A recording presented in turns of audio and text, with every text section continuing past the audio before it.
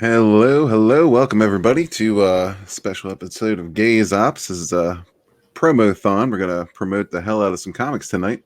Right now I got Vinnie Tartamello with me. Hey guys, How's it going, my man? pretty good. It's been a very long week, It fulfilling a lot has. of backers. Yeah. Ooh. Yeah. The Yeah. setup. What's that? I said the setup. Oh yeah. Yeah. It has been a long week, but it's the weekend, so fuck it. Let's chill out and relax a bit. Try to sell some books. Absolutely. Hell yeah. So That's what I'm all about. yeah, you still got some projects in demand here. You want to start with City of Venus? Yeah, I certainly do. Yeah. We've been doing pretty good with this one. We're not too far off from $12,000, so I'm very excited about that. That's for sure. Yeah. So City of Venus, it's a post-apocalyptic action story. It's sci-fi. It's set into the far future, where like the whole world is like void of power. The world's been destroyed. The only place that has power is this floating city in the sky. And our main character, she's not exactly from here. Mm-hmm. She well, I basically have like the viewer. They're going to be on this journey with the main character. So when she wakes up and she's looking around, like she's has some issues with her memory as well. She doesn't know how she got there. She's never seen a floating city before. Doesn't know what's going on, and she comes across one of like the scavengers, one of the people who are still kind of alive in this city. Mm-hmm. But they're hidden underground. They come out for resources here and there, but yeah. So this whole thing, there's a lot of action in it. This whole story is gonna be a lot of layering going on. I'm gonna be going over the backstory of the main character in the following issue, because I don't want to leave people scratching their heads too much on it, because I do want to get into the story itself, which is again a lot of depth in there. Right. I'm playing with science. A lot of crazy things are going to happen, but it's definitely a fun ride. If you love hot women, you love action, this is definitely the book for you. As you can see, I mean, all the artwork is just rendered and drawn, to the best of my ability. The whole process from pencils, inks, colors, it's all me, lettering, logo, you name it. This whole project was definitely a labor of love. I have a very, very good story to tell. So I hope more people jump on board. But yeah, this is just the first of many to come. So yeah, and along with this campaign, I do have an exclusive, which is my Volume 2 art book. You could only get it with this campaign. But oh yeah, what Red's showing right now is one of the tiers, one of the more expensive tiers. You get an original sketch by me, which is more than just a sketch. It's a very detailed drawing. But I still have a few of those available. Those are limited. But yeah, check it out if you can. Cool. Yeah, we can see how many you have available. Yeah. Is it this tier, correct? Yeah. So you got 7 more to go. Right. And then right above it is also a sketch tier, but that one doesn't have Volume 1. That last tier has Volume 1, Volume 2 of the art book, and City of Venus. This one is just in case you already have Volume 1, because it is a separate campaign that's also in demand. But I want to make it available to the people who did have it already. So you still have the option of Volume 2 with Venus and the sketch. Yeah, man. So good stuff. Right. Yeah. Then we'll skip ahead then to Ghostly Manor. You got a few things going on here. Oh, absolutely. Yeah, this one did close. I'm only keeping it open for about another week because it is a kid's book. It's the first time I did anything like that. I wanted an all ages book, something for the whole family. You could read to your kids, your nieces, nephews, if you're a teacher, to your students. I urge anyone who wants them to, please back as soon as you can, because it is going to be closing in about a week. Almost everyone have gotten them already, and if not, they're going to be getting them at the start of this upcoming week. Cool. Yeah, I know a lot have already gone out. A lot of people have already gotten them. Yeah, which is awesome. I'm really thrilled about that. The international, I'm crossing my fingers that everyone gets them in a good amount of time as well. They did all go out, so yeah, it's just a waiting game at the post office. But yeah, this story, it's a very sweet little tale. It's about these three little monsters who they're supposed to be doing their chores, and instead on Halloween night, they kind of sneak out. They heard about Halloween, so they go to the nearest village and they want to try their luck at getting free candy. So it kind of works. They have fun, but then some. There's a twist. But the characters, they do learn a lesson. They meet some new friends. So yeah, this one is great. I mean, I had a lot of fun changing up the style as well to fit a more animated, like that cartoony style. Yeah, yeah. This, I mean, yeah, kind of. It screams, Saturday morning cartoon. Oh, thanks, man. Thanks. And yeah, and the print quality is amazing on these books. Absolutely amazing. This one, City of Venus, the Volume 2 art book. I use the same printer, so there's a nice thick stock for the cover. There's a glossy finish, so it is just really beautiful to hold in your hands. The pages are the highest thickness you could possibly get for a comic book. So there's going to be no crinkling, no fluting, none of that weird stuff. This book is just. I wanted to make sure that to be a premium comic, you're going to get something special that's going to last a long time. So that was my Yeah. approach with this. And yeah, I hope you guys love it. Yeah, I mean, I can guarantee that if it's the same quality as your last books, yeah, absolutely. Yep. Thanks, Absolutely. man. Just gonna take Yeah. 1 second, jump into the chat here. Mhm.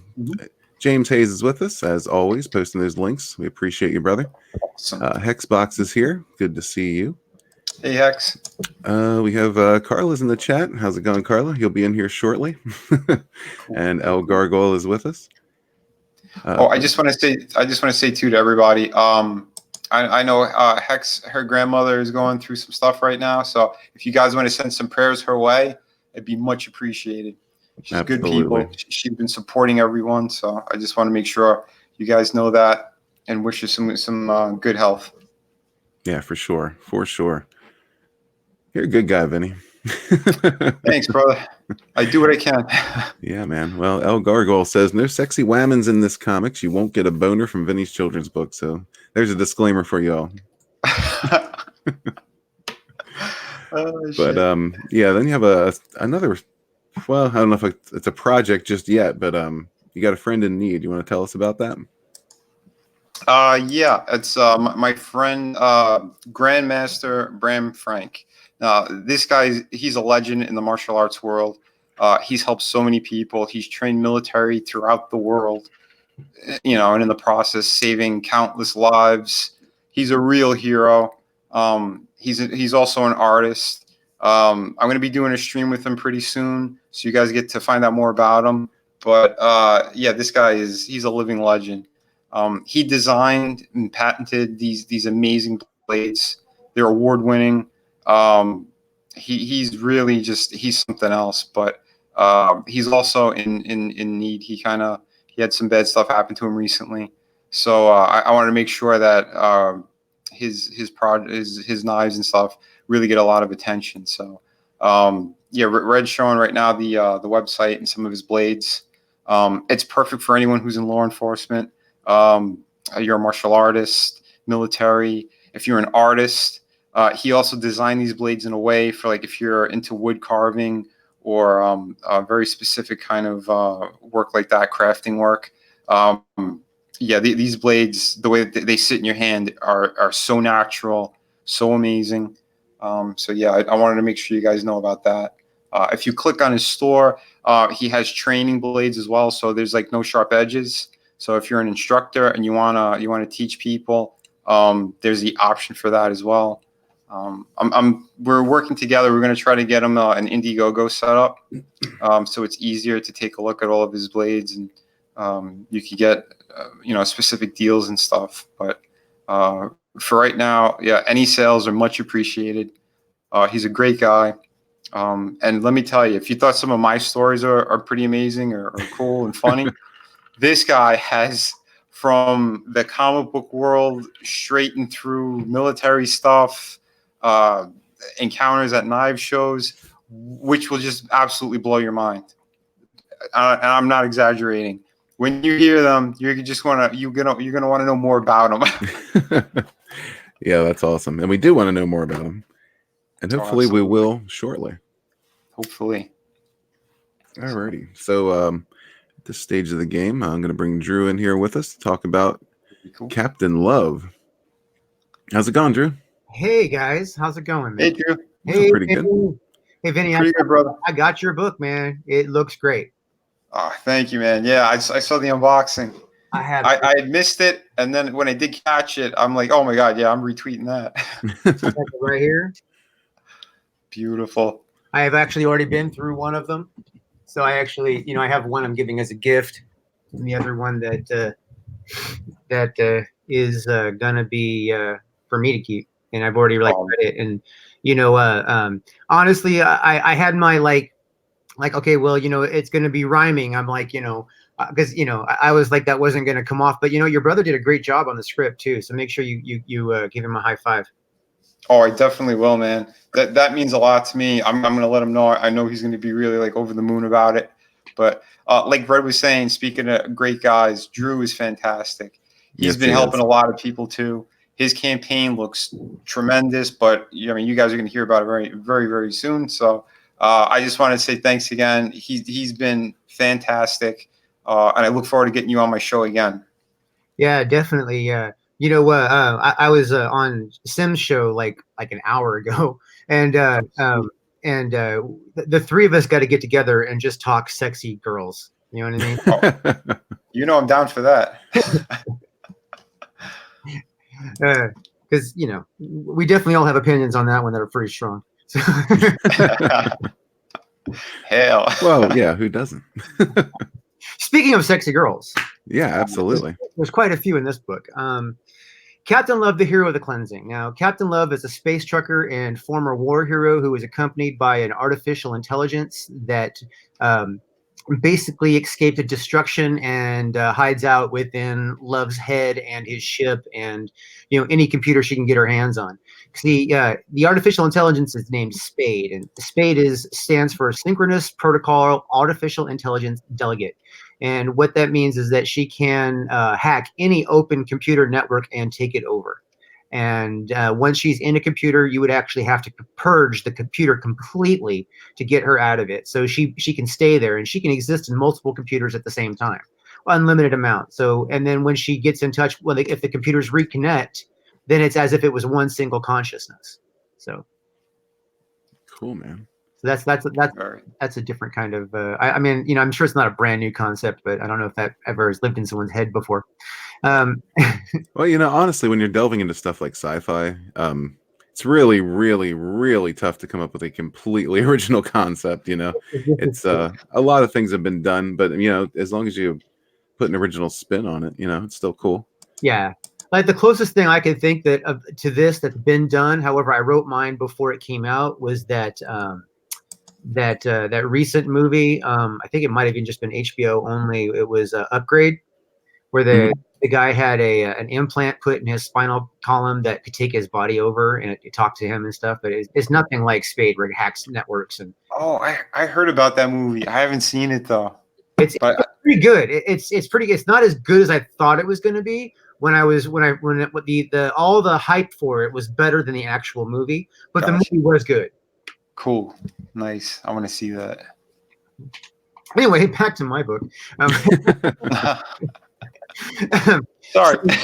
What we're looking at here are some sexy girls from the planet Venus. Now, Venus is the pleasure planet, and it's essential to the story because at the pleasure planet, the citizens on the planet are only women, and all men are considered guests.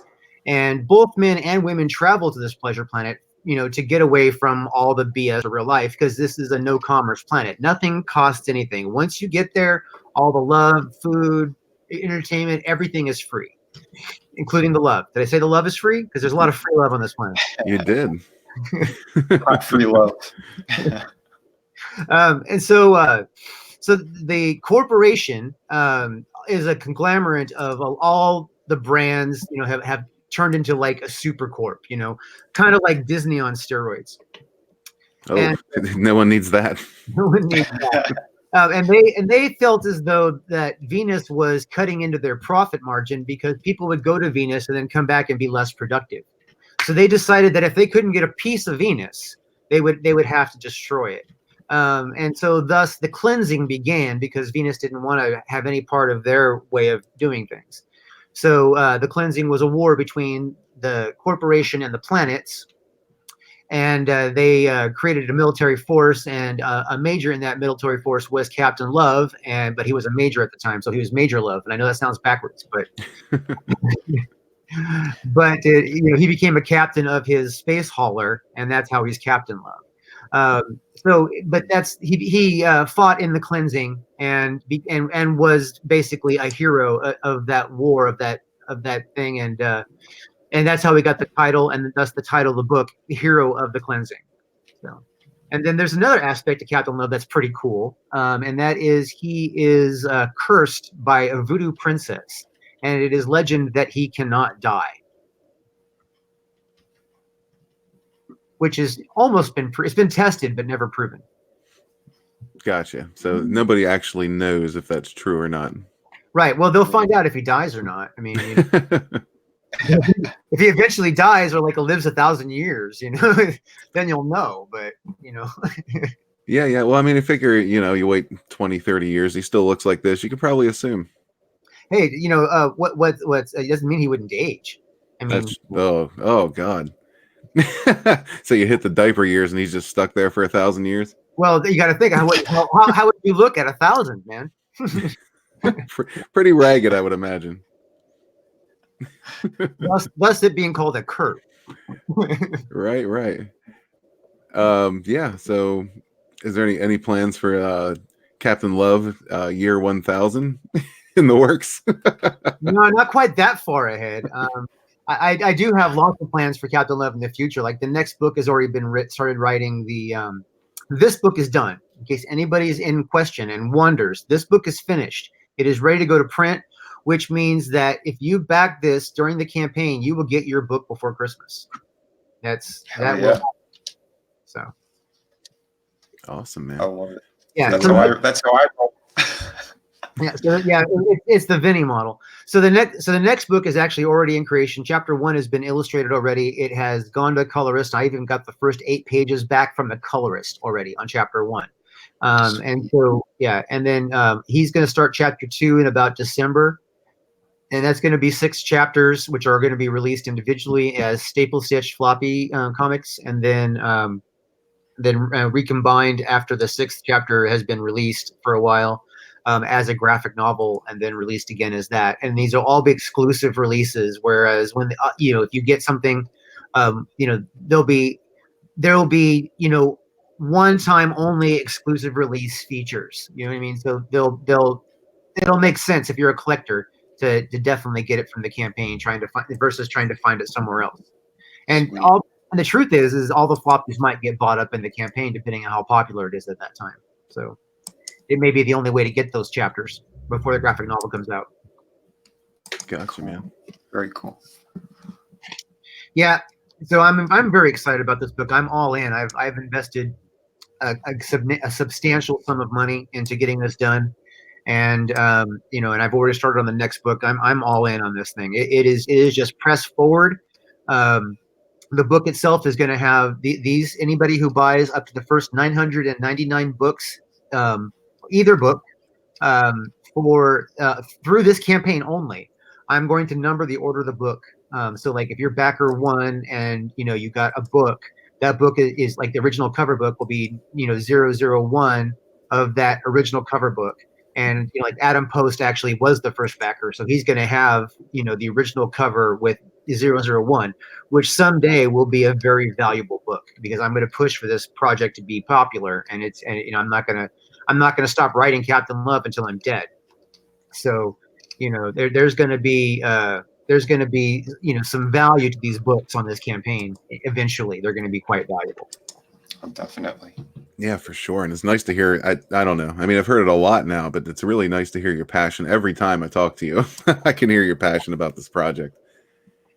Yeah, well, I mean, I imagine a lot of people are passionate about their projects, especially if it's everything, to them. I mean, if they have, all of themselves invested in it, and they've basically put everything on the line, So, and Right. that's what I'm doing. I mean, I believe in this project significantly enough to invest all my savings and to keep it going on the next book that's on plastic.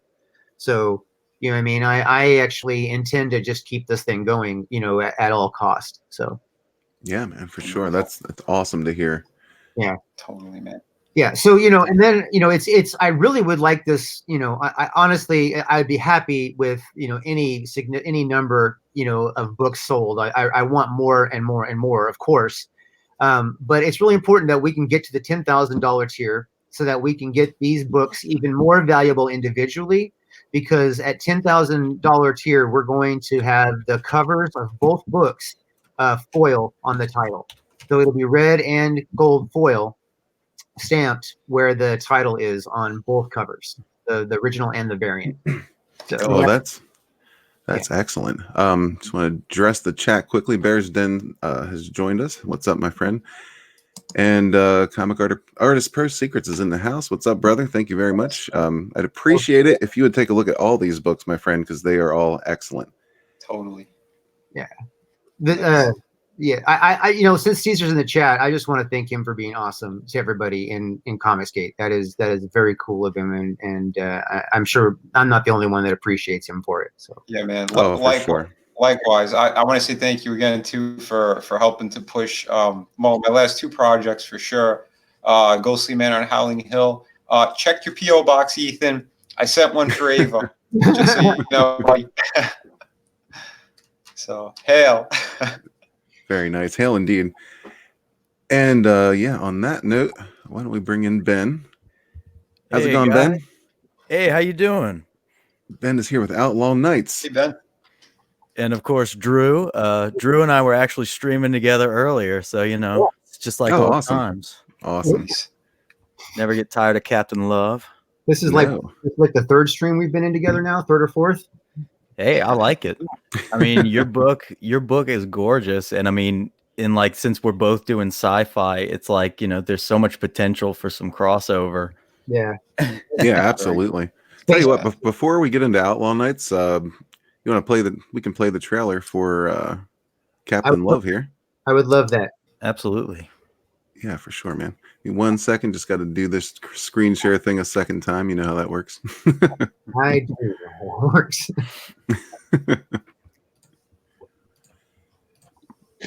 Alrighty, we're bringing it back.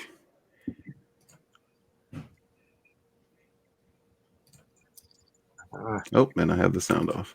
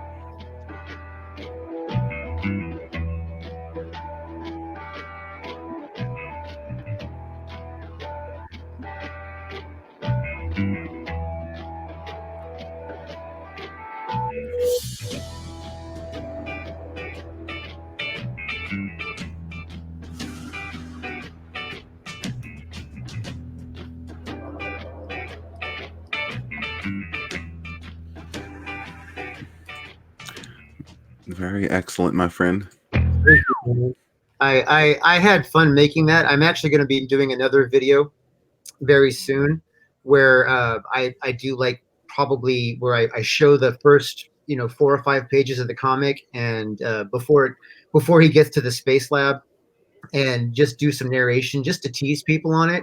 Yeah. So just to, I don't know if that's going to be any better than this, but I'm trying to do something original and I can't compete with what Kyle did. So Well, few can, to be fair. I don't think anyone can. But yeah, I mean, you throw out something different, it's still, it's still something new. Yeah. You're right. That was great. I mean, I love that guitar playing as well. Yeah, and there's one important thing I want to reinforce that this book is done. It's completely ready to go to print. You're going to get your copy by Christmas if you back this book. And the first 5 tiers on this, the first 5 perks are all shipping included if you're domestic USA shipping. Okay, so the number you see there is what you're going to pay on the first 5 perks. Beautiful. Awesome. Yeah, very awesome. Peter Gilmore has joined us. Hello, brother. Hey, Michael Peter. Beacon is in the chat, and he's also in waiting. Heck yeah. But yeah, for right now, we're going to jump over to Outlaw Nights and let Ben take it away, brother. Well, thank you, sir. Outlaw Nights it's going to be a 48-page book, hopefully the first of 6. This particular one, it takes place about 1,000 years from now, and essentially humanity has begun colonizing outer space, but it's not as advanced as Star Trek or Star Wars is. It's more of a new frontier type of setting, and it's very chaotic. We are 5 years in the wake of World War III ending, and tensions are still very high. Countries are all competing for colonies in outer space, and it's very hectic. And in the midst of all this is our hero, Cyrus Lawson, who is just a colonial security officer working on sort of a backwater colony. And he just wants kind of a peaceful life, but at the same time, he's got a very heroic spirit about him. He can't, run away from danger. And he is essentially kidnapped by a crew of pirates who are going to the art gala to steal an important piece of data, which I can't fully explain because I don't want to give too much away.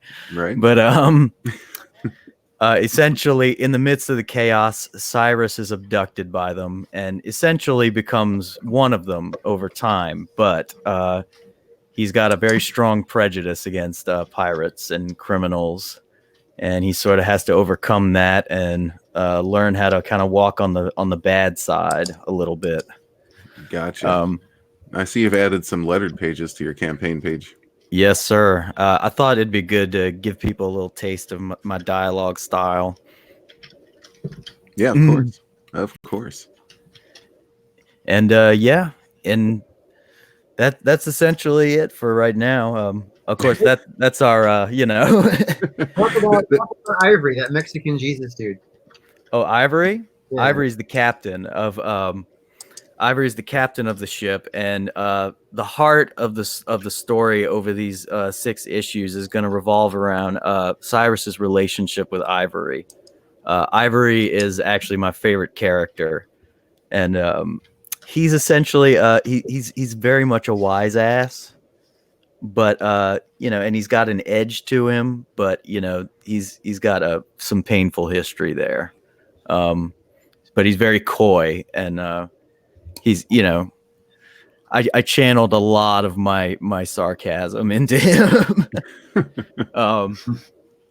But yeah, and his second in command on the ship, who's also very close with Cyrus, is Serpent, who's the blonde guy with the goatee, not the spiky haired one, but he's got kind of the military cut. Cool. Tell you what, I'll run back up to that picture so we can just talk about the characters. Oh yeah, that's Serpent. He's I'm into him. Yeah, he's the quartermaster.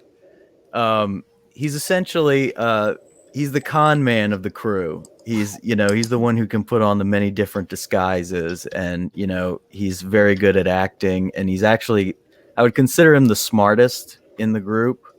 But you know that he's going through a certain crisis in this that I'm not gonna fully flesh out here. But you know, he's one of my favorites also. In the middle there, that's Kodiak. He's the captain of the gunners on the ship, meaning he's in charge of attack and defense, and he's also I would say he's sort of the least trusting of the group, but you know he's got very good reasons for it. A little bit of a backstory there. It's like I feel like, you know, it's like there's a lot I want to say, but I feel like, you know, it's like I can't give it all away, you know, like Yeah, I just don't want to say too much. yeah. And right on the far right there, that's Bit, and Bit is relatively new to the crew, and he's very incompetent. There's more to that. Yeah, the incompetent tech guy. That's I'm assuming that's going to make for some good story arcs. Yes, indeed. I've got quite a few plans for Bit, but a lot of them don't get fleshed out in this issue because this issue is very much just an introduction to the world and to Cyrus. But at the same time, you know, it's got a very good arc, I would say. You know, a lot of action in this book. I can guarantee you that there's a lot of fight sequences, a lot of guns, and really just, I would say, sexy looking characters. Yeah, man, that's a common theme across comicsgate, I think. Well, I mean, I would say they're not quite as sexy as Captain Love in terms of how sexy it gets, but He's pretty sexy. We try to push the envelope with Captain Love. I mean, yeah. Kodiak's got some nice forearms there, but you know, they're all oiled up. You got, you know, Render Contender is a badass artist, so you know I'm not going to try and say Captain Love by any measure is stronger, or, you know, than. Oh, I know. I was mostly talking about your sex scenes. Oh yeah. I did grow up reading heavy metal. But oh yeah, there's my man Ivory right there. Yeah, there's your man. Yep. You want to tell us a little bit about him? Oh well, yeah. He's just the main thing I can tell you is that well, number one, he's got a cybernetic eye, which he, you know, uses to be able to look at things behind him and stuff. You know, it works like a computer, but a very advanced computer that can work in 3 dimensions. Right. You know, helps him size up his competition or his enemies. You know, he's able to track, you know, see where guns are, on where people are hiding guns and stuff. And he's very much an alcoholic. I didn't realize how much him and Love have in common. That's actually pretty. No, you got some crossover potential here, you think? They definitely got to go get drunk. I'm saying that we have an illustration somewhere where Love and him are sitting at a bar, just getting hammered, you know, and just like, I mean, maybe you know, let's talk offline. I guess later. So I guess, oh hell yeah, you know, like, and I can tell you, they're gonna get wasted. They're gonna get wasted and go to Venus. Well, I could definitely tell you he's the kind of guy who, like, he's got music playing in that cockpit area. I can tell you that. Yeah, he looks like the kind of guy. Do you have a trailer on this, Ben? Unfortunately, I do not. I've been thinking about shooting a trailer, but I wasn't sure if it was necessary because I just thought that Render's art was just so out of this world, you know? Yeah, it really is. Yeah. But yeah, really. you know. All right, man. So yeah, everybody run on down to the description below, click the link, and back Outlaw Nights. Thank you so much for having me on, man. I really appreciate it. Yeah, no problem. You can stick around for a bit. Sure. I'm down. If you so choose. We definitely And real, appreciate you, man. You definitely have been busting ass for everybody. Well, Mhm. thank you. for sure. And I want to say too, I want both of you guys on my channel as well. So I'm thinking, if not, it might be either Monday or Tuesday. But I think both you Absolutely. guys together would be really cool on there because I do like both the projects and it's got that similar feel. Yeah, So, absolutely. I'm totally down. awesome. Yeah, definitely, man. I don't think I have to double check, but I'm pretty sure I have a completely clear schedule for tomorrow. Okay, cool. We'll figure something out then. But Yeah. sorry, Red, go ahead. No, you're fine, man. Look at him stealing guests right away. He's like, hey, you know what? Let me just. That's all right. We share guests. It's all right. There's no theft Yes. going on. No. At this point, we're going to bring in John and Carla. I think Carla's with you, John. Am I correct or incorrect? Hello, guys. No John here. Hey. We divorced. No, I'm joking. He's Oh, working. no. He's working right now.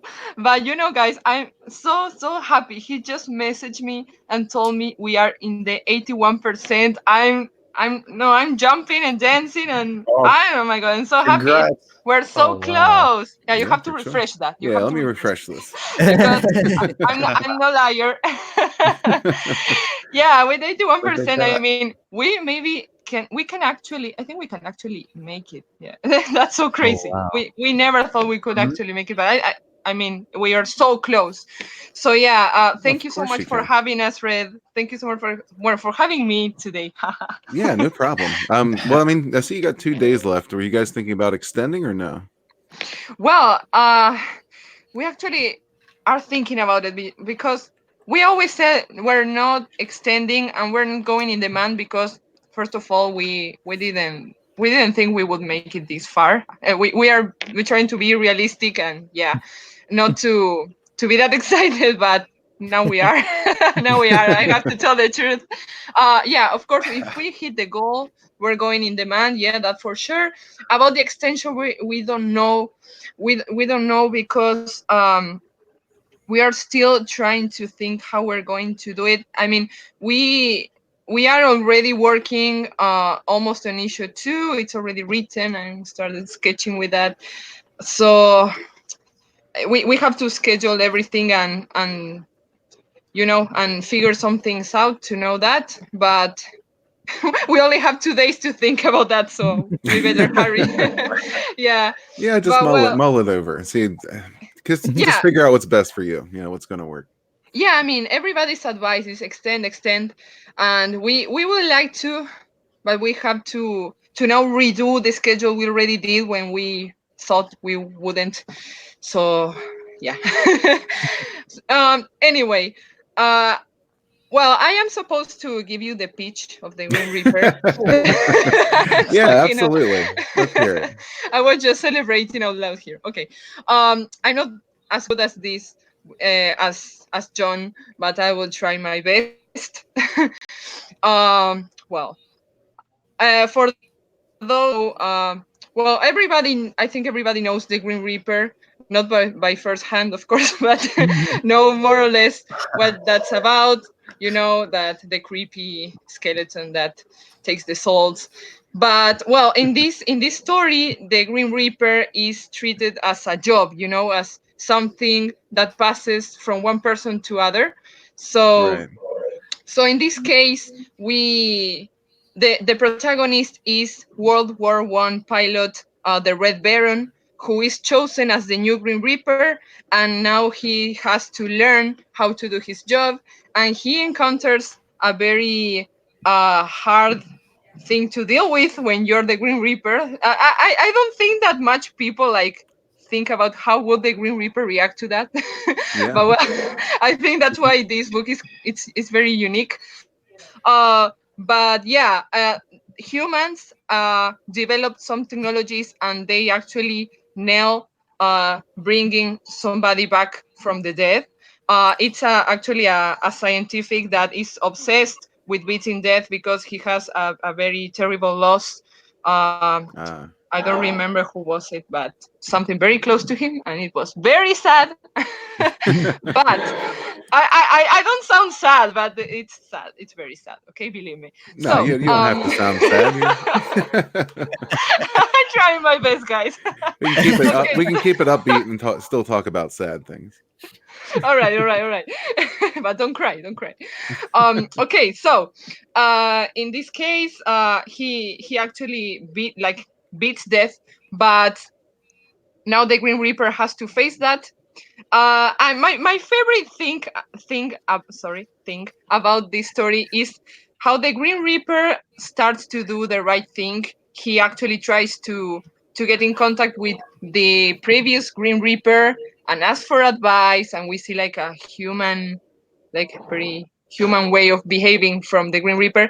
But he has his children that actually I asked my husband, how can a skeleton have children? But well, he explained to me that it's not the same as humans. That all those things that we saw in Captain Love's page. Well, that wouldn't be happening here, like the sexy part. But those are like energies, you know. I'm very bad at explaining this. Sorry, guys. Those No, you're are doing the fine. energies of different no. ways of dying. So those would be the energies that form these children. All right. Those are kind of positive energies because one is the glamorous, beautiful death that everyone wants to have. Another one is a heroic death, sacrifice, and the other one is the silly death. I when I think of silly death, I think of like sleeping in the shower or something like that and breaking your head. So yeah, those are my favorite characters, by the way, but doesn't matter. To the point. Okay, so these children are kind of rebellious and they don't specifically follow their father's orders, so they kind of make a bigger mess than it already is. So basically the story is how he resolves that huge mess that is between the live and the death. So yeah, I think it's very fun. I know it has a lot of horror parts and sad parts, but my favorite ones are the fun parts and the sexy parts. So Yeah, of course. So yeah, there's a basically, lot of that. he's gonna be confronted with fighting a battle to restore the natural order as well as cleaning up after the children. Exactly. And since he's new, he doesn't know what to do. Uh, so we have to see what he does. Now let me ask you a question about the Grim Sure. Reaper.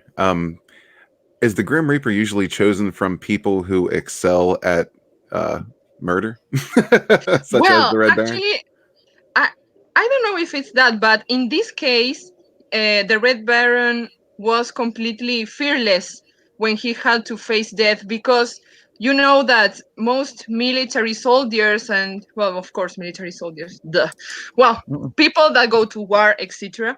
They kind of expect that at some moment they will die in battle or something, you know. So Yeah. when he dies, he's like, okay, yeah, come get me. I'm not afraid. you know. So that's why the previous angel of death is impressed. I think my husband is going to kill me because I think I'm giving too much away. I have to learn from. I can't read your name, but I have to learn from you, the previous author that was saying that. Me? Yes, you. Sorry, I can't read your name. It's very the It's letter is very small. it says Fuse Box. That's my YouTube Fusebox. channel. That's it. Fusebox. I have to learn from you. I'm giving too much away. I don't, So yeah. I was just kind of having to cut myself off a lot, like, Yeah. Yeah, but you know when you're so passionate and you're so like, yeah, I love my story and I want to share it, but no, you can't share it because you have to sell it, not share it. Yeah. I don't know. I wouldn't say you're giving too much away. Well, thank you. Personally, obviously, I don't know the whole story, but I think you're doing well. Yeah, explaining there's it. much more to that. You're doing a great job. Definitely. Yeah. Yeah, thanks guys. So yeah, I mean it's very fun. I'm trying to do a lot of sexy parts, you know. Sexy part sounds so bad. Sorry, my English is terrible and makes me sound even worse. Well, I we do have the Boner King with us, so you're not out of line. Yeah, and I see that you all have very sexy comics, so I don't feel that bad now.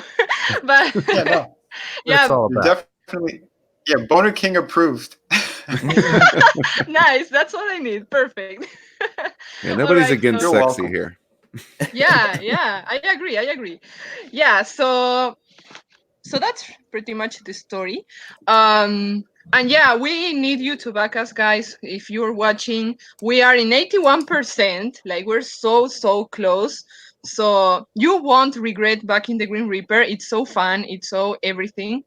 Um, and it's also very deep. I am the worst person to say this, but it's a very deep story. It's a very like it has a lot of philosophy and things that make you think a lot. You know, when you stop and you finish reading the book, you start like asking yourself questions, and I think that's a very strong advantage of this book.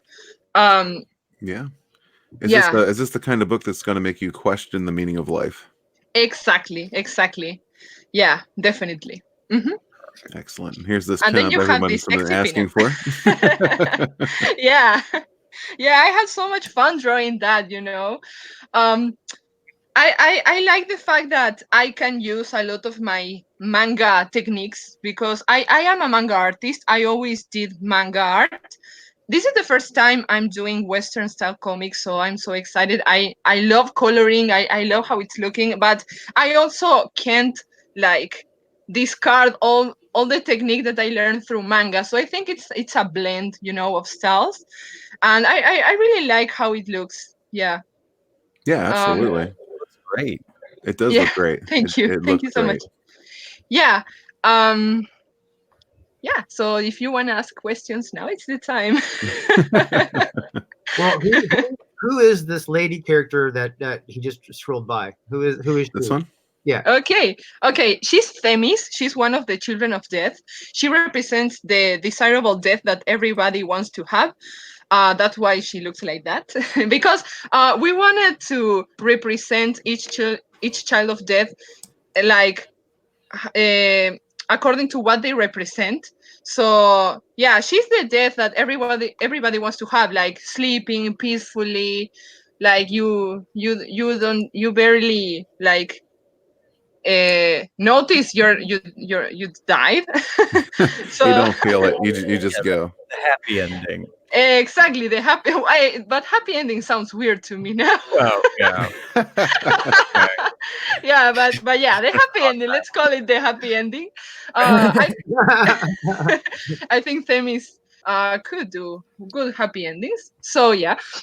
Yeah. Then we have the other two children of death. We have Styx that I don't think we have the sketch there, but he's my favorite one because he's the silly death and he's so dumb. I swear, I laugh so much at his comments and because he's seriously he's really silly.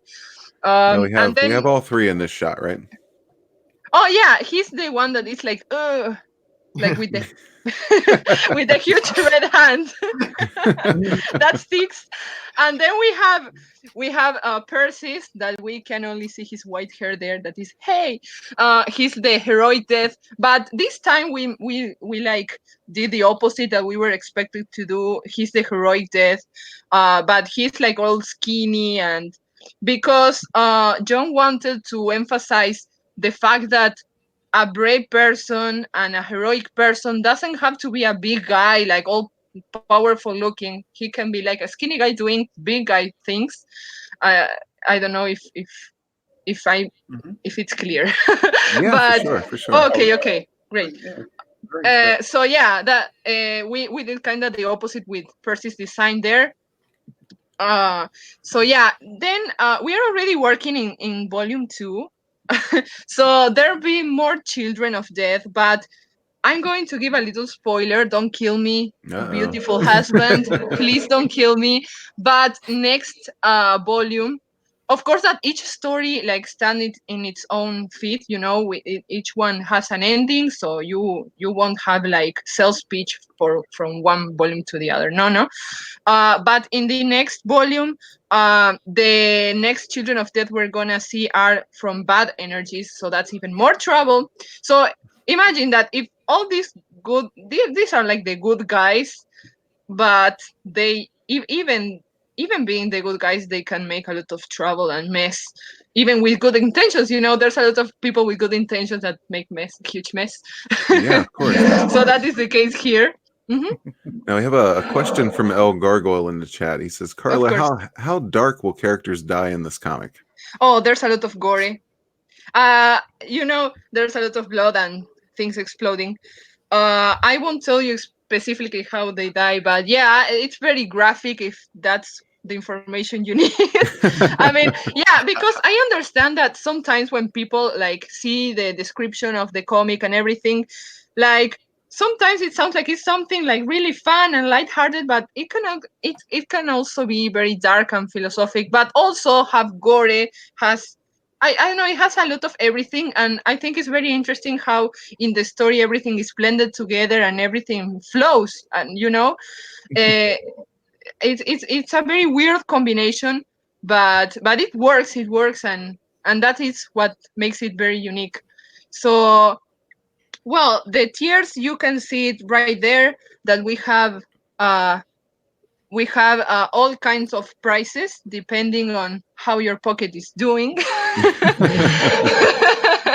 So, we every tier like cascades down, so you like accumulate rewards from the previous one. And I really like the part that in the thank you page we are not like putting the credits or thank you to da da da da. We are like actually making tombstones to every backer we have. So when you back us, we kill you, and then we make a beautiful tombstone for you. The size will vary in the perks, and I think it will be very fun. Kind of creepy, but fun. I think that's That was that's the essence of the that, Grim Reaper. that was the sweetest way I've ever heard that. We would kill you. but But don't it'll be worry, fun. because it's fun. That was Exactly. great. I love it. That's a gift. All right, so Thanks, I'll tell guys. you what. Do you have a trailer on this? So we'll play that, and then we will bring in Sure, Michael sure. Beacon. Sure, of course. Let me know if you guys can hear this. Yeah. Cool.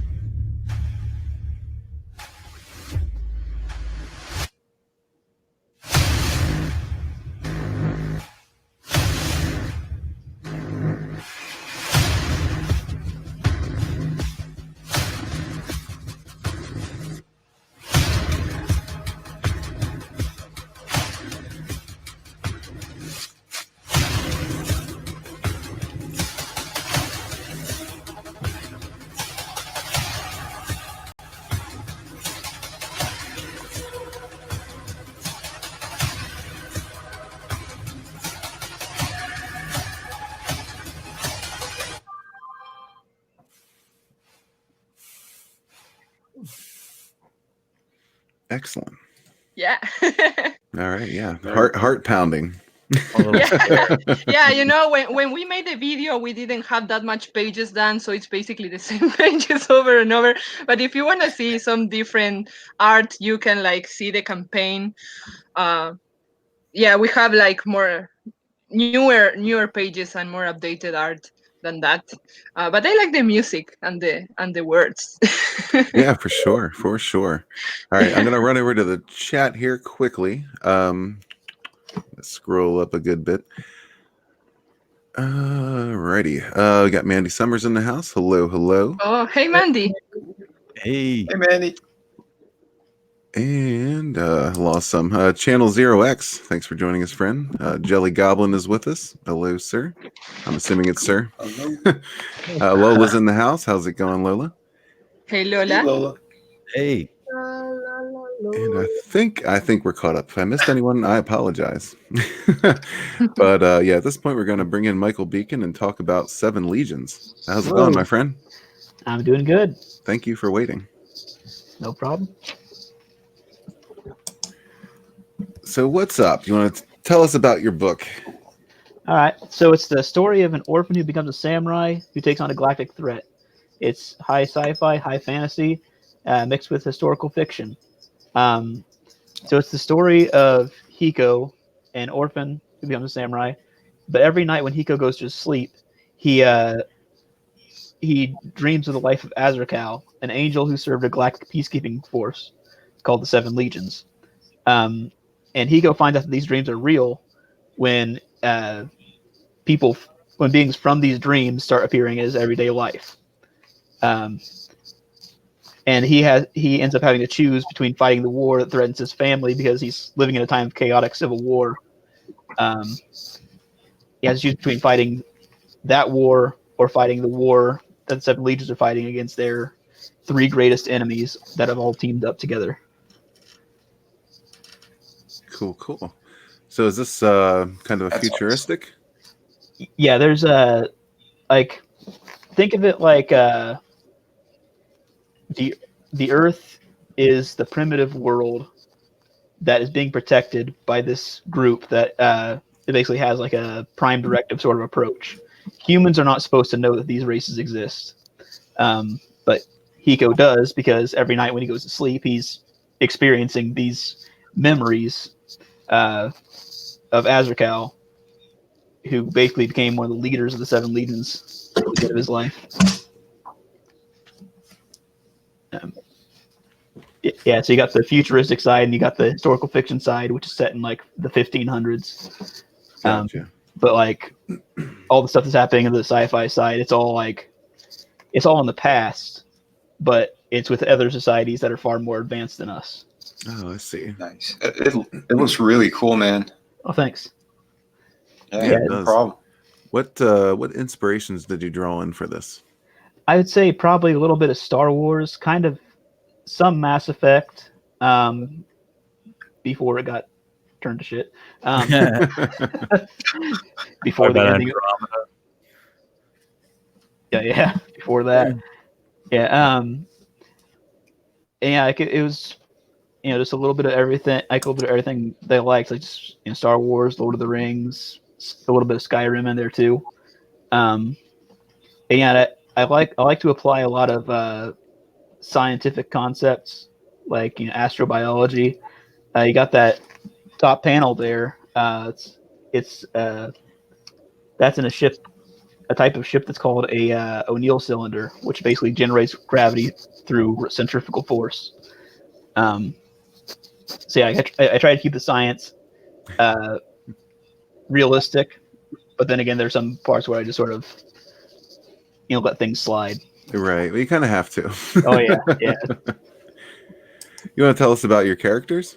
Yeah. So Hiko, because he's experiencing these dreams, he's growing up in a time when people were far more brutal.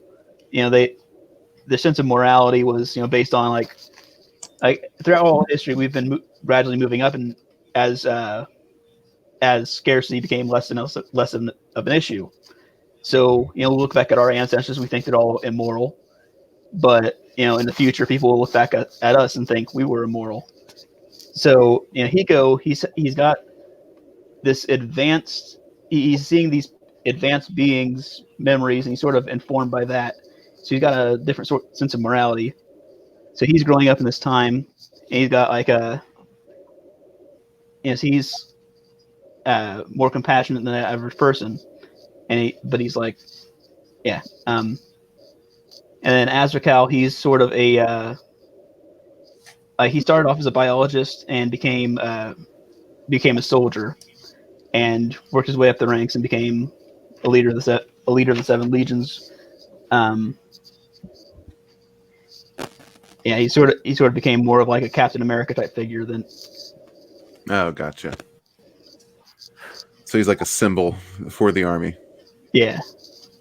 Cool. Cool, man. Heck yeah. All right, yeah, it looks good. Who's your artist on this? So in issue one, we had a different team than we were having in issue 2. We split up the two different sides of the story because we got the dream half of the story and you got the continuing adventures of Hiko. So the dream half is drawn by Henry Ponciano in issue 1 and 2, and continuing on. And the continuing adventures of Hiko are drawn by Pablo Romero in issue 2. In issue 1, it was artist named Federico Guillen. Yeah, it's just like we use 2 different art styles to sort of separate the two to have the story from dream and reality. Cool, man. All right, so this looks good. I like it. It does.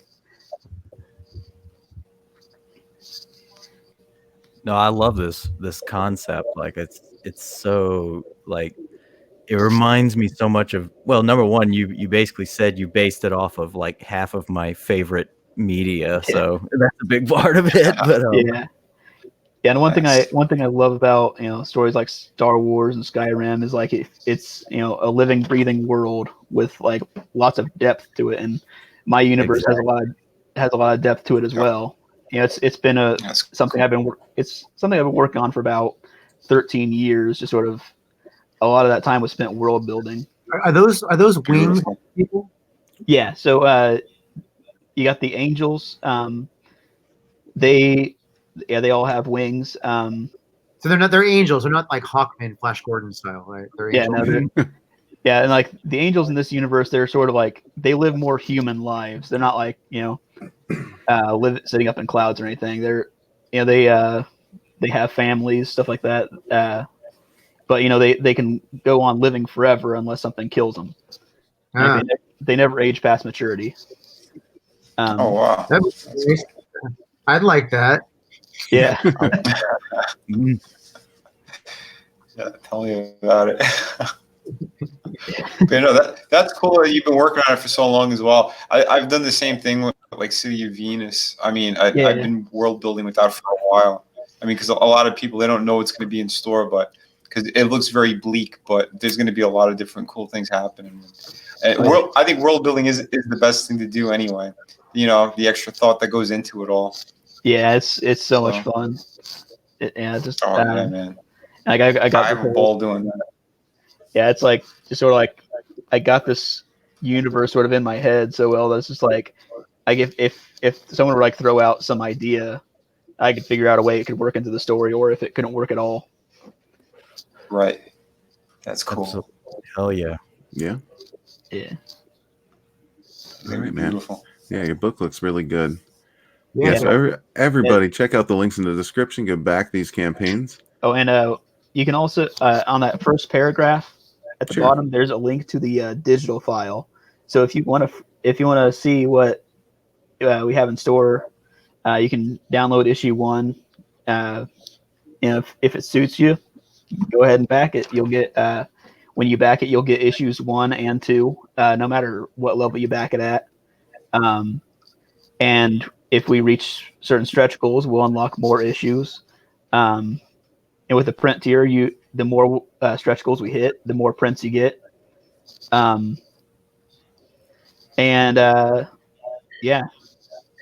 Oh dang. Cool, man. So it becomes a better deal the higher we fund. Of course.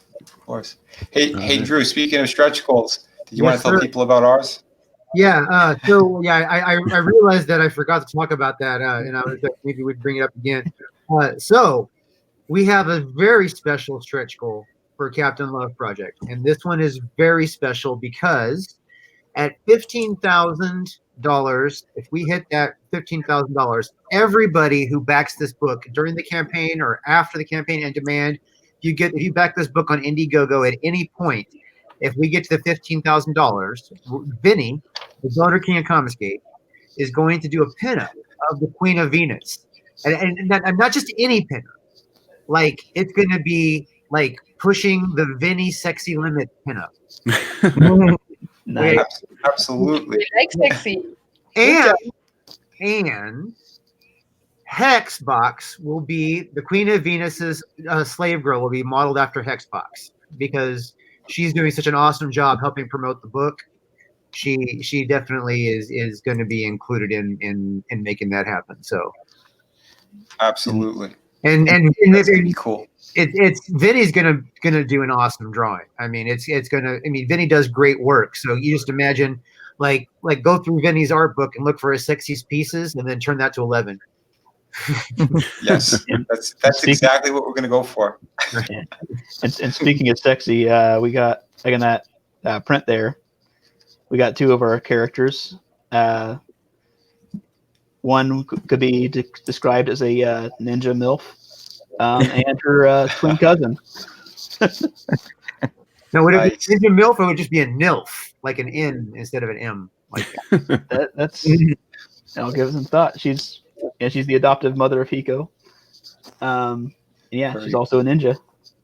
She's the future wife of Ben. You know. Exactly. Yeah. Very cool. This book looks so okay. I mean, we talked about like your experience in comics, but okay, did we talk about what inspired this book for you? Just a lot of different, like Star Wars, Skyrim, that sort of stuff. Just I mean, this is obviously like some samurai, Oh, yeah. you know what I mean? So like what was the core inspiration? I mean, obviously your influences are there. But I mean, what did something trigger this? Where did the idea for this book actually like spawn from? Yeah, so originally this was a sequel to another book. I'd written it as a novel. It started off as just like a story of a Ronin growing up in a chaotic time. He was trying to figure out who his real family was. And just see sort of him going through all these different battlefields that were like famous throughout that era. But then over time it just sort of became like it. At first, it became a supernatural historical fiction where he encountered angels and all that. But then, as time went on, that supernatural side became more of a sci-fi fantasy side. Ah, okay. Yeah, it's sort of just been evolving over time. I can see like obviously when you say Ronin, I mean that's that makes sense that that's where it started. I mean because it it really has that that samurai shogun kind of era. Yeah. And it was one of the things I'm really happy that I got in contact with Pablo to do the samurai side is he did a lot of did a lot of research too. Like I would assign him a page and I'd be like, okay, so here's this symbol. It's like, oh yeah, I already looked that up and found these other symbols too. And be like, and I'd have him draw a scene with a bunch of guys with rifles, and he actually figured out things that I didn't even know, like about how they would wield their rifles. It was like, it was just great having someone who's an artist who does their homework as well. He's been awesome. Yeah, that's very cool, man. Cool. Alrighty. So yeah, everybody go check out Seven Legions and back it if it's for you. We are going to now bring in Preston to talk about Doc Salem. Drew, I'm sorry, I'm gonna have to boot you out here. I actually can go get a beer. This is my third stream today. I'm ready to go. Yeah. Oh, I bet you are. So hey, everybody, before I leave, please go back Captain Love. Yes, absolutely. And I would appreciate it if you guys do, and if you don't, just retweet and then back everybody else's book here. I think I back all of them except for the samurai one, which I probably will end up backing because I back a lot of damn books. So, but anyway, I support all of this, and I support comicsgate, and I love you all, and I'm gonna leave now. Cool. All right, Thanks for coming, Drew.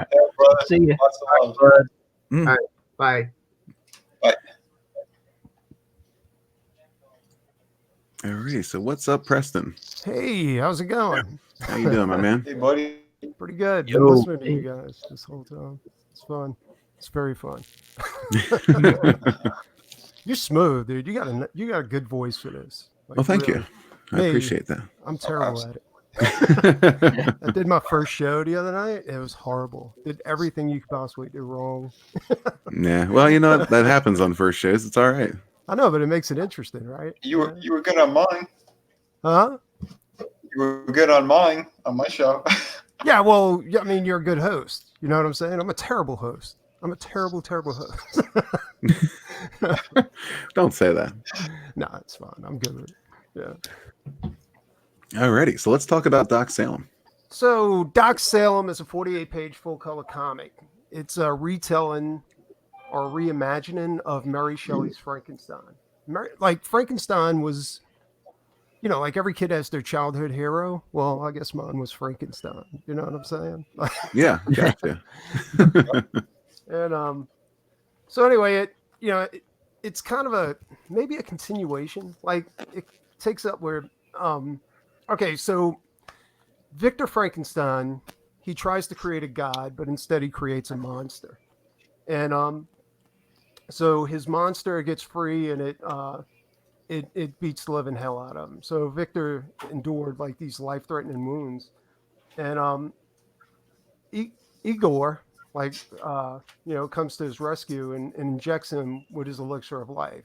Like, that's how Frankenstein created his monster. He created the elixir of life, and got a bunch of body parts together and made Frankenstein. But anyway, yeah, you see, I'm totally screwing this up. No, you're all right. You're doing fine. You're doing fine.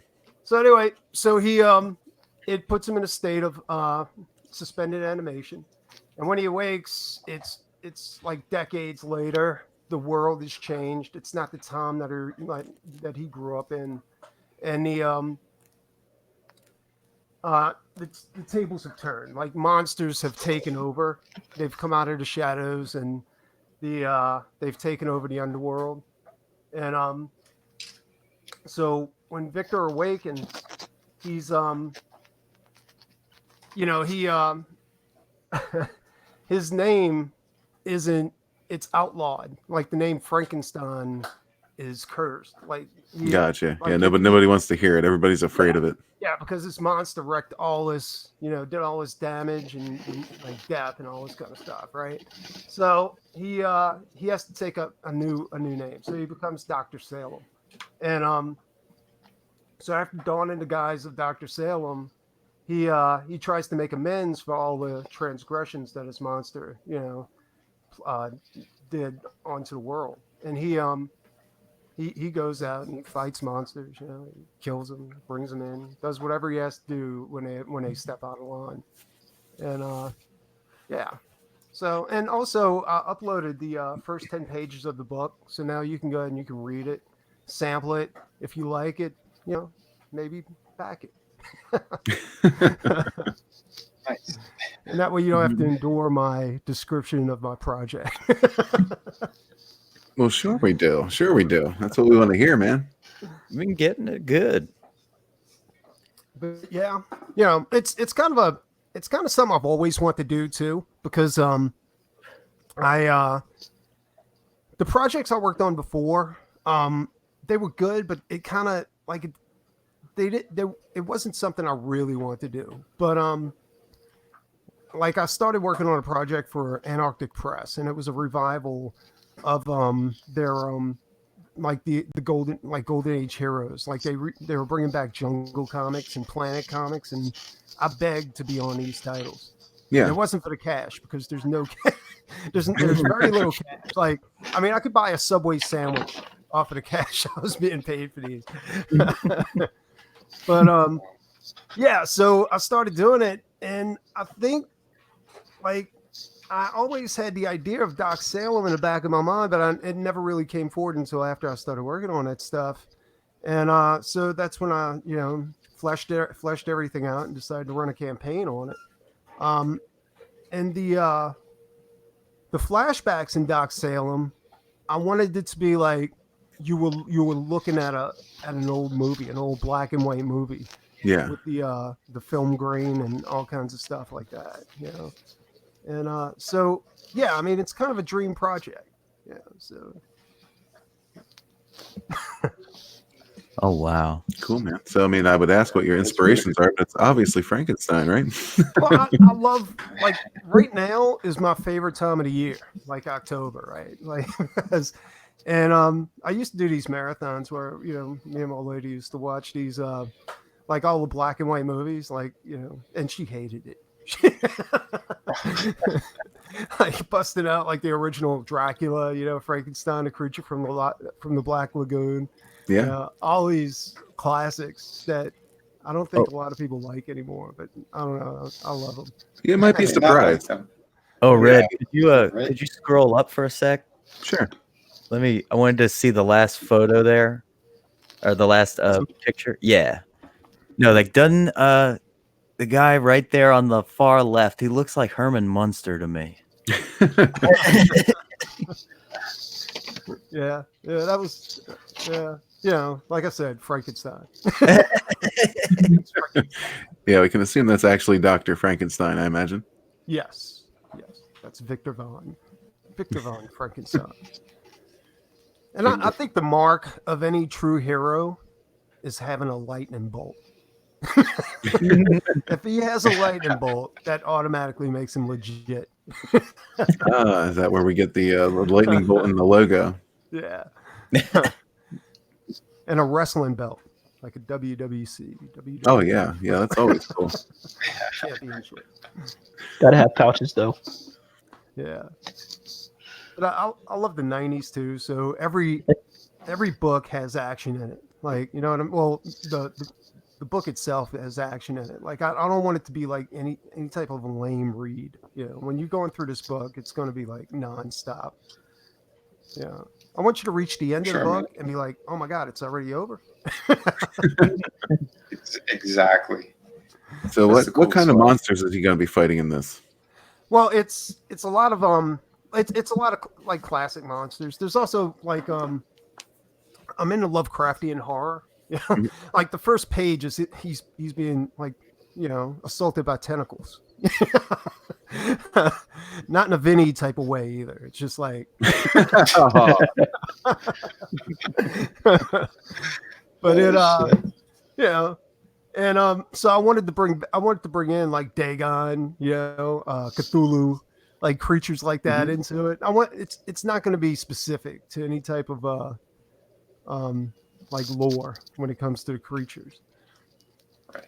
So you're going to see a lot of different things now, like werewolves, ghouls. A lot of original stuff and mixtures. What's that? A lot of original stuff and mixtures. Well, yeah, I mean, everything's going to be it's going to come out of my head, like the designs of the creatures and everything like that. Your version. Yeah. Yeah, and that's another thing too. Like I want to bring a lot of public domain characters in here too. Because they all have like kind of a cult following. So you have to like back the book to find out which ones will appear. Right. But definitely, like I'm a fan of like the Black Terror, Amazing Man. Just different like characters like that. So Cool, man. Are you the artist on this book? I am. I'm the artist. I'm the writer. I've done some of the ink chores and some of the coloring chores, but I actually have an inker, and that's Aaron Wolf. And the colorist is Johnny Segura. He did one of the alternate covers for this book too. Oh, cool. Yeah, another one of the alternate covers was done by my friend Sim Lottie. He also works on Ghostbusters for IDW, and yeah. So Sweet. I got some pretty good guys on it. Some pretty good art. Yeah, to to make it as good as possible. Cool, man. Yeah, it's a good looking book, and I like the concept behind it. Yeah. I mean, one guy told me it was like you've always thought, right? Like everybody calls Frankenstein, but really it's Dr. Frankenstein's monster. Where in this book, Dr. Frankenstein is the monster. Yeah. Right. Hell yeah. That's sweet. And the tears, I tried to be as fair as possible with the tears. Like I put a digital tier up there. Like I really wasn't going to do it, but then I was like, screw it. It costs nothing to do digital. Yeah. But and this time of year, I usually run a special. Like I'm also a painter, and I used to do a $100 like fully painted like mini canvas. But this year I'm doing I'm like merging that in with the Doc Salem campaign. So the featured tier is a $125 or 120, 125, $125 commission tier where you Mhm. get a it's not going to be on canvas though. It's going to be on either watercolor paper or Bristol, and it's a 8x10 fully painted commission with the book. You got Cool, everything. man. Wow. And how much was that That's tier? nuts. 125. Wow, that's a steal. Yeah, but there's a bunch of other Yeah, tiers. it in is. it. You get the book. You get the book, the ash can. Yeah, the ash can's like all the stuff that like all the inner workings of making a book, like sketches, character sketches, thumbnails, yeah, all that kind of stuff that's going to be in the ash can. Cool, man. All right. So, yeah, everybody run over, check out Doc Salem. The links for all of these campaigns are in the description below. And I see you have a trailer, so we'll play that. And then, yeah, following that, we'll bring in Carl and we'll talk about Merry Boys. Nice. Sweet.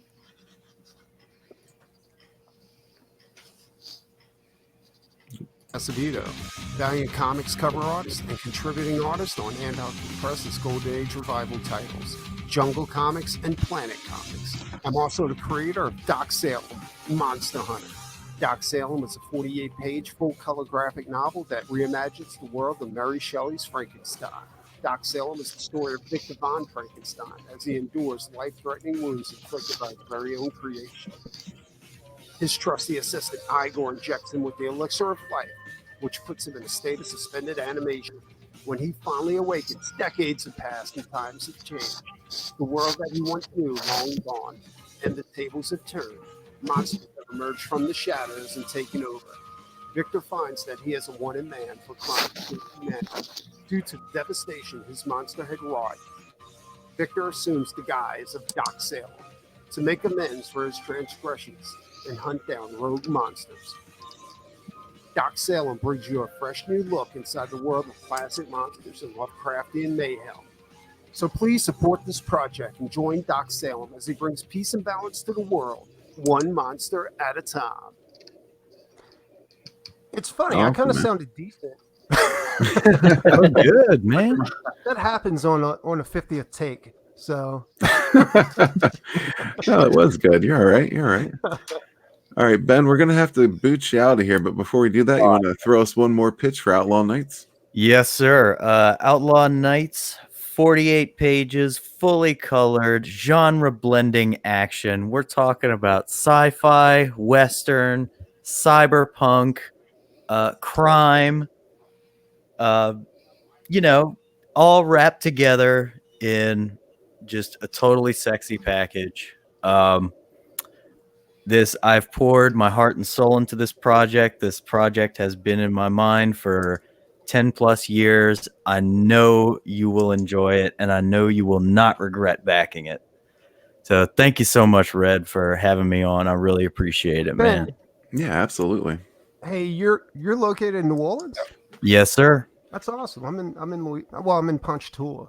Yeah. Oh, damn. We're going to talk, dude. Absolutely. Well, thank you so awesome. much, guys. Don't dox yourselves. Yeah, yeah. I feel Yeah, like talk privately, get together, have a got drink. ahead of that. You know what I mean? I kind of tried to get ahead of that. Like, can't dox me if I dox me. Oh, there you go. I'm gonna dox myself first. Hold on. Here's my address. Here's my address. Pop over anytime from here. Cool. Well, thanks for coming on, Ben. Yeah. Once again, the links for all of these projects are in the description below. And yeah, I encourage everyone to check them out because if I didn't think they're worthwhile, they wouldn't be here. Cool. So have a good night, Ben, and we'll catch you on the next one. All right, guys. Later, Ben. Take it easy. See ya. Alrighty, and everyone say hello to Carl. What's up, my man? Hey Red, how you doing? Yeah, good. It's been a busy night. I've just Carl. come off gay space communism. Oh yeah. so I've been through the ringer a little bit. Still, You still okay? kicking. Yeah, I think so. I nearly made it onto the big gay space station. Oh wow. You're making progress, moving ahead in the world. Yeah. Yeah, that was good fun. It was good fun. That's awesome. All right, yeah. Kami Mark is in the chat. Hello, Kami Mark. How's it going? Captain Fuckhead is also here. What's up, my man? Splendopia is here. How's it going? So yeah, let's talk about some Merry Boys. Cool. Okay, so the pitch is basically it's a punk.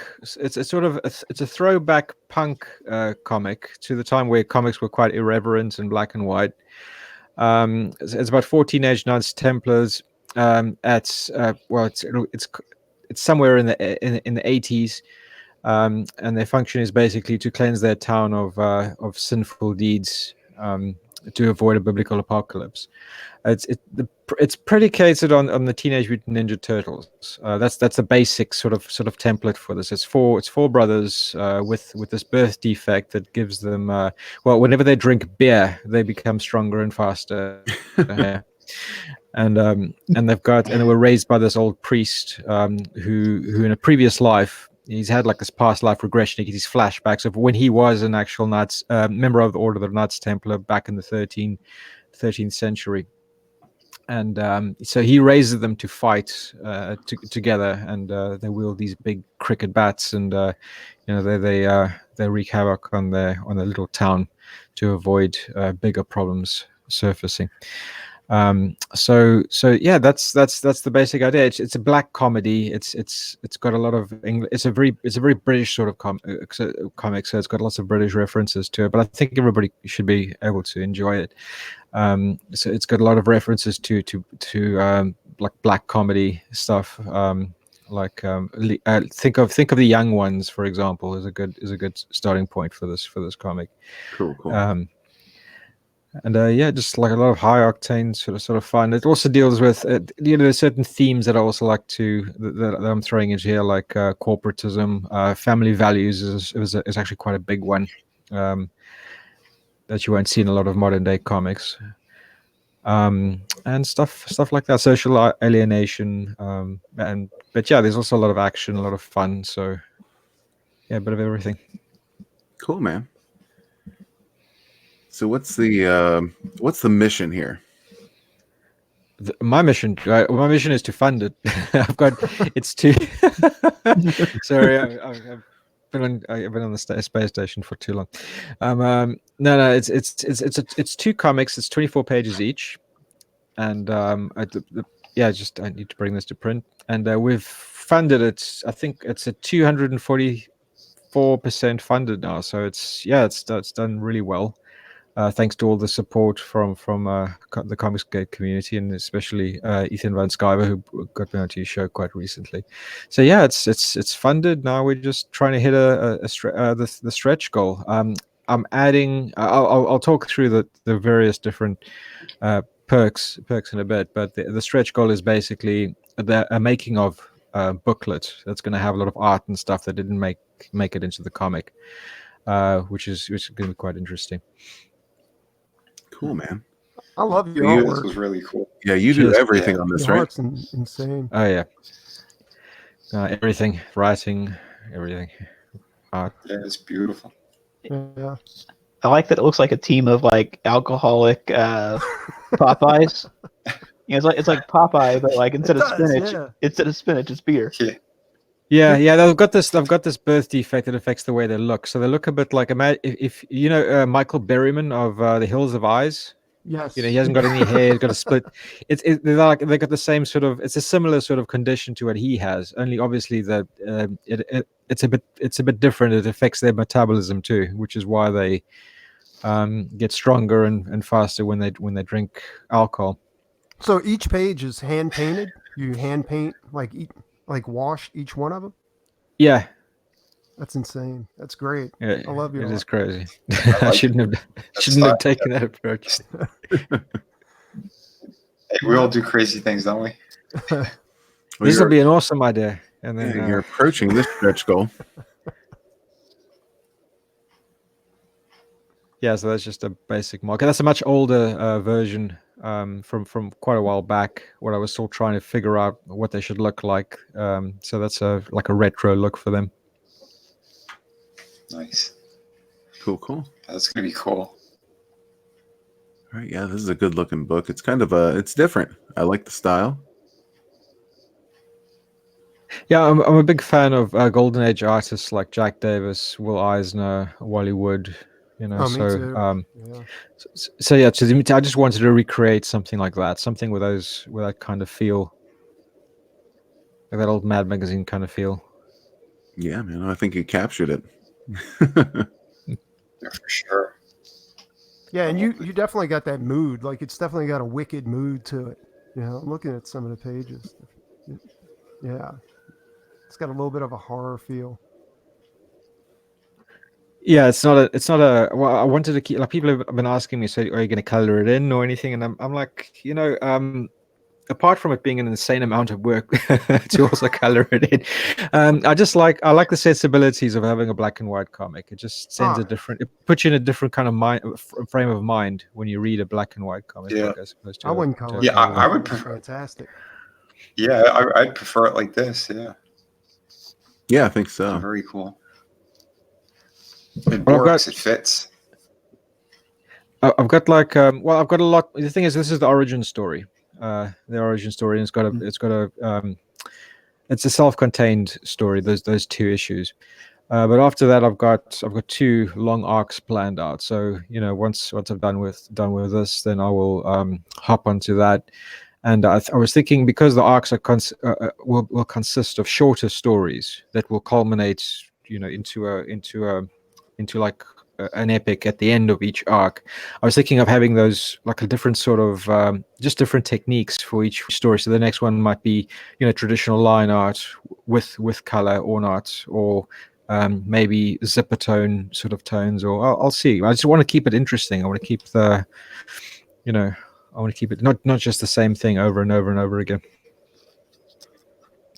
I think it's edgy. I like it. Yeah, it really It's is. definitely different than anything that's out there. Yep. Yeah. Except Doc Salem. It's not as. Doc Salem looks really good. I was looking at that. Doc Salem looks amazing. No, I'm just messing with you. Really, I like your book. In fact, I'm probably going to back it tonight. Preston, it's okay. It's okay, but it's no. Yeah, What's up, Vinny? back it. Yours is all right, man. No, I was saying his is good too, but it's no City of Venus. Sorry, pal. Sorry, Preston. All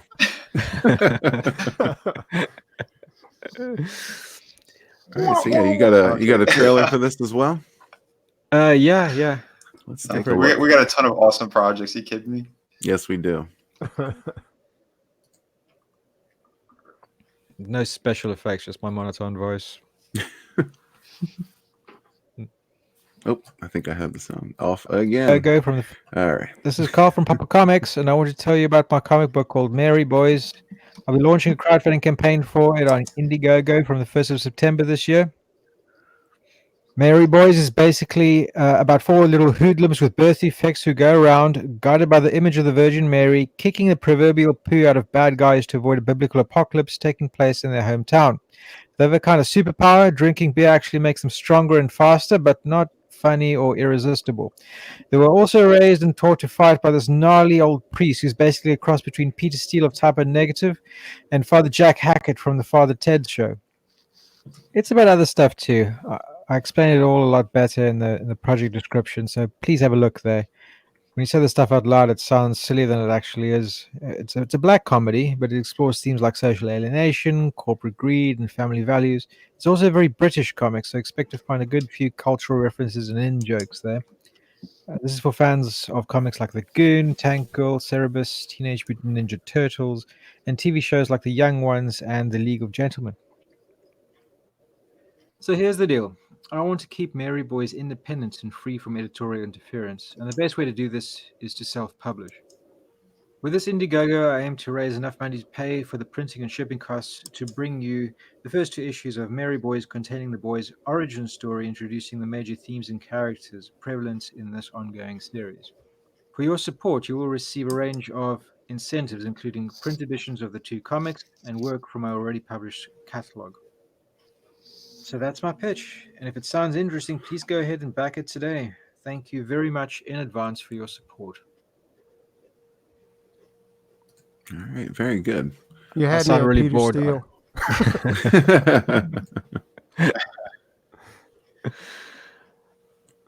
Yeah, so yeah, okay, you got the dollar values there. I think it's if you can scroll because I don't, yeah, I don't know if it changes or not, but if we scroll down, I can just talk you through the different perks. Yeah, sure. So let's mention from the top because that's the featured one. That's the print deluxe. Okay, well I'll tell you what that includes. So it's basically got digital versions of the comic, a digital version of the Sparko graphic novel, which is a 175-page graphic novel I had published through Slave Labor Graphics a few years ago, and it's kind of tangentially tied in with the Templars, so I'm including that. The print versions of the comics, like I said, two 24-page comics, 3 art prints. That'll be the images that you see down below, with the lion, the babies in the boot, and the No Chavs painting. Yes. And an embroidered patch with the Mary Boys logo, because I really wanted that. and I have to print. I have to make quite a few to make it worthwhile, and your name in the comic. All right, awesome. So then the digital is just a digital. Yeah, digital basic is just the 2 comics. Yeah, and that hasn't been very popular. I thought it would be like as an entry to, but no, people shun the digital stuff mostly. It seems to me. Yeah, a lot of people do. Yeah, digital premium. Okay, it's the print comics plus the Sparko graphic novel and in PDF. More people would much rather, I think, have it in hand because it really is gorgeous. You know, It is. Yeah. There's something about just having the printed book in hand that I think is always extra special. I'm the same. Yeah, if I'm gonna spend money on something, I'd rather just have the printed book and be done with it. Yeah, I'm exactly the For same. sure. Yeah. So the first print tier, okay, that is the print comics and all the digital files. As a rule, it just cascades on. So the subsequent tiers will have all the benefits, all the perks from the lower tiers as it moves up. And that's the print comics and three are, that's as it says, all the digital files, the print comics, and then the 3 art prints. Gotcha. And then we got original art. Yeah, that's the big kahuna, that one. So it's the same as the featured perk, plus you get a page from the comic that'll be shipped in a sturdy tube, and it'll be couriered signed for. Cool. Alrighty. So yeah, there's Mary Boys. Everybody go check it out. Click the link in the description below. And yeah, we'll just go back over these. Carly, you want to give us one more pitch for the Grim Reaper? Hello, guys. For sure. Hey. Now I have my husband back, so he's gonna do it. What's up, Red? I All didn't right. make it, but I made it in Good time. job. Huh? How's it going, man? So good. So it's going well, man. It's going well. Thank you for having us. Good. Hi, John. How's it going, guys? How's it going? Hey, how's it going? Pretty good, Hey. buddy. Man, I see a lot of you guys' projects. They look great. They look great. Congratulations, everybody. Well, thanks. Thank Yeah. you. Thank you for having us, Red. Like I always say, without these live streams and all of this, promotion, we will be nowhere. You know what I mean? Yeah, Yeah, but for sure. mine looks better than Vinny's, right? Yeah. Oh, did I say that last time? So good, man. Yeah. So my pitch for the book is listen, guys. We have 2 days left, and we are almost there. You know, we never thought we'd make it this far. Don't be dissuaded by the bar. Regardless, you get what you pay for, because this is a flexible goal. So we're gonna fulfill every perk, regardless whether we get there or not. But hopefully we do. You know, the closer you get to it, the more I guess the more exciting it gets. So I'm really hoping to get there. You know, at the end of the day, this is a great book. The art speaks for itself. It's a great looking book as well. The story is awesome. It will take you on a roller coaster of emotions. It will jump through a lot of different genres and themes and moods, and if you like cosmic horror and action and and really dark humor and you know what I mean, and just bringing fun back to comics, then you definitely want to give this one a go, and support indie creators. Yeah, absolutely. Yep. Absolutely. So yeah, there's the Grim Reaper, everybody. Go check that out. We're gonna go to Michael Beacon. You want to give us another pitch for Seven Legions before we get going here? Yes, it's a combination of high sci-fi, high fantasy, and historical fiction, in a story about an orphan who becomes a samurai. He takes on a galactic threat. It's a big, complex, a big, detailed world. Got great art by Pablo Romero and Henry Ponciano from Tinseltown by Alterna. And yeah, it's gonna be a great story that gets better with the more funding we get. All right. Yeah, so everybody go check out Seven Legions. Again, the links for all of these are in the description. And Preston, Oh, give yes. us your pitch for Doc Salem, please. If you're a fan of classic monsters, Lovecraftian horror, you'll love Doc Salem. Doc Salem's the greatest thing ever. It's better than City of Venus. Oh, It's better than Captain Love. It's not a competition. It's not a competition. We're all friends here. Is what it is. The Smithsonian called me and asked if they can get a copy for Prestige. And they said, "Wait a minute, we got the wrong number. We were looking for Vinnie Cardinale." How did you know that's what they said? I told you, I know. And it's got great tears. If you like my art, you're gonna love this book. Back Doc Salem. Dude, yes, back Doc Salem. Dude.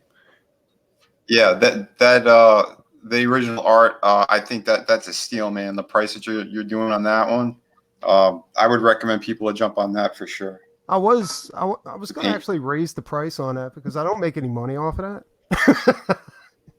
I spend way too much time on those things, and I never like it's more. It used to be like kind of like because I'm an indie artist. Like that's all I do for a living. I don't work for anybody else except for my clients. And that's kind of that used to be my way of giving back, like saying, okay, if you can't afford a painting, you can get one now. Yeah, man. And, but yeah. Who's next? All right, very cool. Very cool. I mean, yeah, we're gonna close out with Merry Boys. Once again, I know it's still fresh, Carl, but you want to give us this pitch one more time before we go? If you hate society, you'll love the comic book. Well, that's pretty much everybody, I think. It's a kick in the teeth. It's a throwback to irreverent 1980s comic books in content and in style. It is a classic vigilante comic with some social themes. Oh no, and some politics in there too. But my politics, not the current trend of politics going. Yeah, and the goals. Yeah, it's been very popular so far, and I'm hoping it'll just gain popularity for the rest of the campaign. And yeah, check it out, and back it if you want. Excellent. Really grateful. All right. Well, thank you everybody so much for coming. Appreciate having each and every one of you. Yes. Hey, thanks. Let me just say real quick. Absolutely. I just want to say real quick one more time. I mean, I know everyone else, they still have campaigns going on, but I just wanted to say that the Ghost Commander on Howling Hill, again, there's only about a week left that I'm going to keep it in demand. So if you guys want to grab it for Halloween, for your kids, family, friends, whatever, please jump on it sooner than later. So and that's a really good looking book too. Really good looking book. Thanks, man. Yeah, I appreciate it. And yeah, Preston did a really cool drawing for me too. He sent it to me in private of the characters. So I want to say thanks again, buddy. That was cool. No, it's fun. Yeah, it's good. But yeah, you did yourself on that one. Shows versatility. Like thanks. Yeah. Cool. Yeah, I appreciate it. Yeah, absolutely. I'm just like you, man. Freelance artist all the way.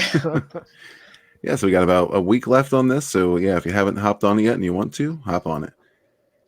So yeah, once again, thanks everybody for coming. Appreciate each and every one of you. The links for all of these campaigns are in the description below. So go check them out for yourselves and back what tickles your fancy. And with that, we're going to call it a night. So thanks everyone in the chat for coming. And thank you, panel. Appreciate you. Awesome. And we'll catch you on the next one. Peace. Thanks. Cool. Thank you. See you later. Thanks, Ray. Thanks a lot.